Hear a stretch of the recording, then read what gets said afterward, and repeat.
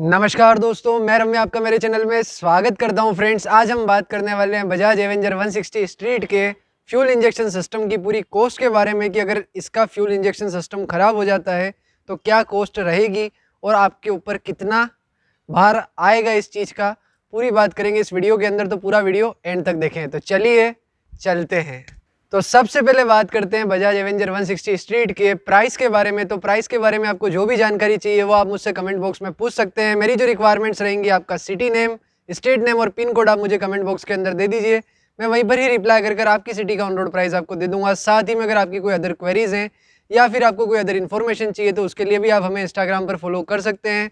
Link आपको description box में मिल जाएगा। फॉलो कीजिए, मैसेज कीजिए, मैं वहाँ पर भी आपको रिप्लाई दे दूंगा। और साथ ही में अगर आपको बजाज एवेंजर 160 स्ट्रीट से या किसी भी बजाज की बाइक से अगर आपको उसका लोन का एस्टीमेट चाहिए तो उसके लिए भी आप हमें यूट्यूब पर कमेंट कर सकते हैं। तो अब बात करते हैं बजाज एवेंजर 160 स्ट्रीट के फ्यूल इंजेक्शन सिस्टम की पूरी कॉस्ट के बारे में कि कितना कॉस्ट रहता है। तो मैं आपको सबसे पहले बता देना चाहता हूं कि कई लोगों के दिमाग में एक मिथ सा बैठ गया है कि फ्यूल इंजेक्शन सिस्टम जो है वो बहुत महंगा आता है, साथ ही में उसका जो खर्चा है लगभग 12 से 15 हज़ार रुपये तक जाता है। तो आप बिल्कुल गलत फहमी में जी रहे हैं। सरकार जो भी बोलते हैं मेरे को कमेंट बॉक्स के अंदर, इतनी कॉस्ट नहीं रहती है। किसी भी पार्ट की इतनी ज़्यादा कॉस्ट नहीं आती। अगर कोई मेजर पार्ट टूट जाए या कोई एक्सीडेंट हो जाए तो बात अलग है, बाकी ऐसा कोई खर्चा नहीं आता है। आपको मैं बता दूं, मिनिमम जो चार्ज है 4,885 रुपये है। साथ ही में अगर आप इसके अंदर 200 रुपये लेबर ऐड कर देंगे तो आपका पार्ट का पूरा प्राइस आ जाएगा। मिनिमम इतना ही प्राइस रहता है, उससे ज़्यादा नहीं रहता है। अब बात करते हैं इंजेक्शन जो आता है, अंदर जो इंजेक्टर लगता है उसकी कॉस्ट क्या रहती है। तो मिनिमम 1200 रुपये उसकी कॉस्ट रहती है। साथ ही में जो फ्यूल पंप है उसकी कॉस्ट क्या रहती है, तो मिनिमम 2000 रुपये उसकी कॉस्ट रहती है।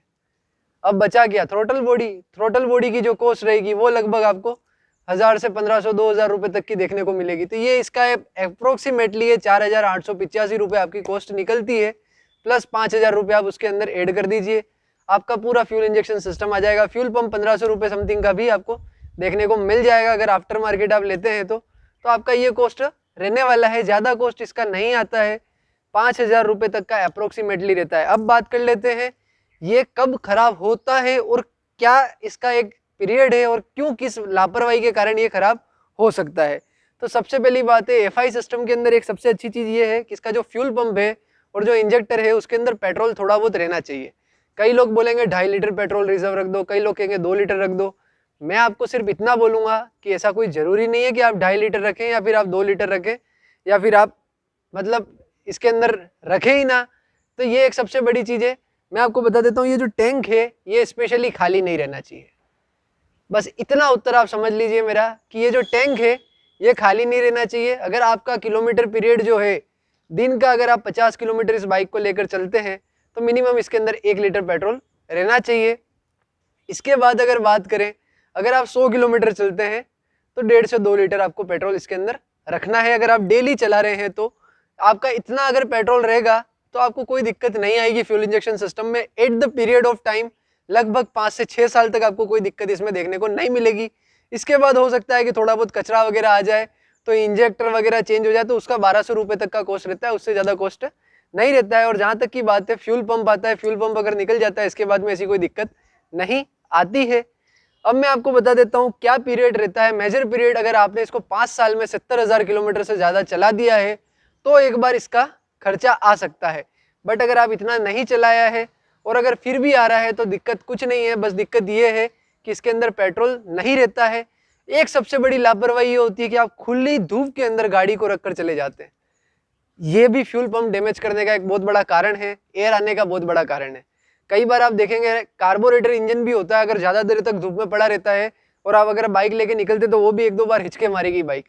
तो उसका सबसे बड़ा रीज़न क्या है, वो रुक रुक कर चलेगी, इसके बाद स्टार्ट होगी और वापस से अगर आप वापस इसको रेस देंगे तब जाके वो पूरा एयर बाहर निकलेगी।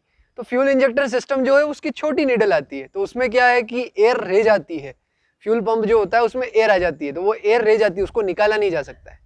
तो फिर वही दिक्कत है कि फिर आपको पूरा फ्यूल पंप चेंज कराना पड़ जाएगा। तो ये आपका लिए एक सबसे बड़ी दिक्कत है और कुछ नहीं है। तो प्लीज़ धूप में गाड़ी को ज़्यादा देर तक ना रखें, ये एक सबसे बड़ा आपके लिए दिक्कत वाला बात साबित हो सकता है एफआई गाड़ी को लेकर। अगर आपके पास कार्बोरेटर एफआई है, अरे कार्बोरेटर है तो आपको कोई दिक्कत नहीं आएगी। बट अगर आपके पास में एफआई फ्यूल सिस्टम है तो आपको दिक्कत आएगी। तो बर्ड्स कार फैमिली, कैसा लगा ये वीडियो जरूर हमें कमेंट्स में बताएं। साथ ही इस वीडियो को लाइक कर दें, शेयर कर दें, हो सके तो मेरे चैनल को सब्सक्राइब कर लें। आपका प्यार मुझे दें। मिलते हैं हमारी अगली वीडियो में, तब तक के लिए राम राम सा, खम्मा गणी।